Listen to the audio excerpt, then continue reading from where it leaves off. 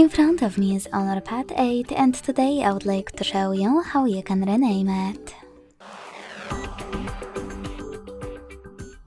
Begin by opening Settings and scrolling all the way down to access About tablet.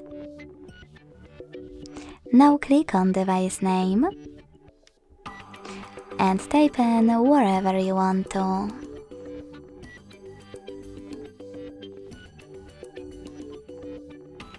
When you're ready, hit OK at the bottom right corner.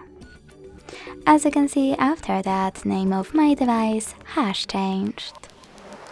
Thanks so much for watching. If you enjoyed this video, leave a like, comment and subscribe. Bye!